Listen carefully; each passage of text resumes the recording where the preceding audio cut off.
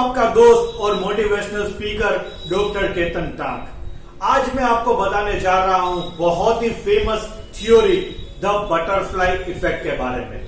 क्या है ये बटरफ्लाई इफेक्ट? आप अगर छोटी सी घटना, छोटी सी चीज या छोटी सी बात पे रिएक्ट करते हो या एक्ट करते हो, उसका इंपैक्ट कितना बड़ा हो सकता है वो मैं आपको आज के वीडियो में बताता हूं, और उसको ही बटरफ्लाई इफेक्ट बोलते हैं। ये बटरफ्लाई इफेक्ट है 1960s में अमेरिका के एक मटेरियोलॉजिस्ट मिस जो मौसम की जानकारी देने वाला होता है, उस साइंटिस्ट ने एक थ्योरी दी। उसमें उसने देखा कि ह्यूमिडिटी, विंड स्पीड और टेम्परेचर को कैलकुलेशन करके वो वेदर फोरकास्ट कर रहे थे। उसमें उसने देखा कि अगर वो 3 डेसिमल तक वेदर फोरकास्ट का कैलकुलेशन करते तो वो डे था वो सन्नी दिखा रहा, मीन्स उस दिन धूप पड़ने वाली थी। और अगर उसको 6 डेसिमल तक कैलकुलेट किया जाए तो वो डे था उसके उस दिन बारिश हो सकती है, ऐसी संभावना थी। ऐसा क्यों हुआ? तो उसने जब ये दोनों कैलकुलेशन चेक की तो तभी पता चला कि इस 1 लाख के भाग में भी कैलकुलेशन में अगर मिस्टेक रह जाती है तो उसका वेदर फोरकास्ट है वो गलत होता है। और उसने उसको बटरफ्लाई इफेक्ट बोला। उसने ऐसा बोला कि एक तितली है, वो अपने पंख है वो फड़फड़ाती है, उससे जितना विंड टर्ब्यूलेंस होता है उससे, ये अगर ब्राजील में हो रहा है तो टेक्सास में उससे एक पॉजिटिव या नेगेटिवली एक टोर्नेडो मीन्स एक तूफान आ सकता है। मीन्स एक छोटी सी छोटी चीज है वो बड़ा तूफान ला सकती है। और इंडिया में 2 सबसे बड़े बटरफ्लाई इफेक्ट है, वो है रामायणा और महाभारता। सीता ने जब जिद की कि मुझे वो हिरण चाहिए ही चाहिए, उसको लेने राम गए, फिर लक्ष्मण रेखा बना के लक्ष्मण गए, और सीता ने जब वो लक्ष्मण रेखा क्रॉस की और तभी बन गई रामायण। एक छोटी सी लक्ष्मण रेखा क्रॉस करने वाली जो इफेक्ट है वो इतनी बड़ी हो गई कि रामायण क्रिएट हो गई, वो है बटरफ्लाई इफेक्ट। एक बार दुर्योधन है वो पांडवों के महल में गए, वहां पे एक इल्यूजन क्रिएट था जल और स्थल का, और उसमें वो कंफ्यूज हो गए और जल में गिर गए।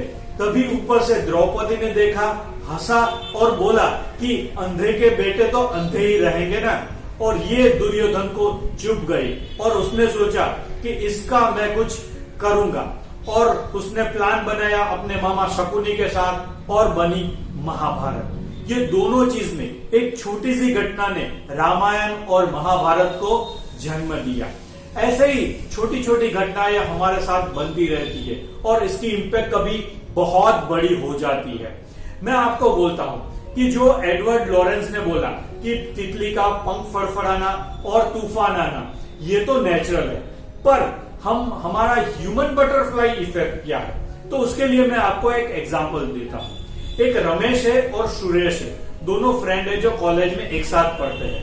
रमेश है पढ़ाई में बहुत अच्छा है और सुरेश है वो बहुत ही एवरेज है। दोनों के बीच में एक दिन बहस हुई और रमेश बोला कि सुरेश तू तो इडियट है, इडियट। और वो चीज सुरेश को लग गई। उसने सोचा कि अभी मुझे कुछ करके दिखाना है। कॉलेज खत्म हुई और दोनों का प्लेसमेंट हुआ, जिसमें रमेश ने एक अच्छी कंपनी में अच्छी जॉब ली और सुरेश ने सोचा कि मुझे कंपनी में जॉब नहीं करना है, मुझे अपना छोटा सा बिजनेस शुरू करना है। देखते ही देखते उसने इतना बड़ा बिजनेस शुरू किया कि देखते ही देखते उसने 10 कंपनी खरीद ली, और उसमें से एक कंपनी थी जिसमें रमेश काम कर रहा था। कंपनी खरीदने के बाद रमेश और सुरेश दोनों आमने सामने मिले।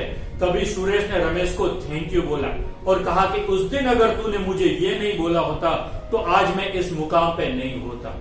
तो दोस्तों, आप जब भी किसी को कुछ बोल रहे हो, इंसल्ट कर रहे हो, इग्नोर कर रहे हो या फिर कुछ गॉसिप कर रहे हो, उसका परिणाम, उसका रिजल्ट है वो कितना बड़ा आ सकता है वो आपको भी पता नहीं है। तो प्लीज प्लीज प्लीज सोच समझ के बोलिए और सोच समझ के अपना स्टेप लीजिए।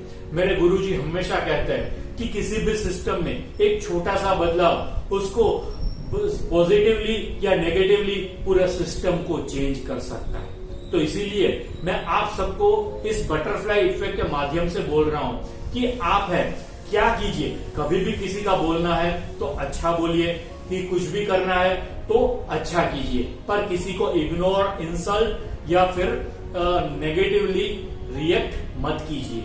आई होप ये इफेक्ट आपको अच्छा लगा हो।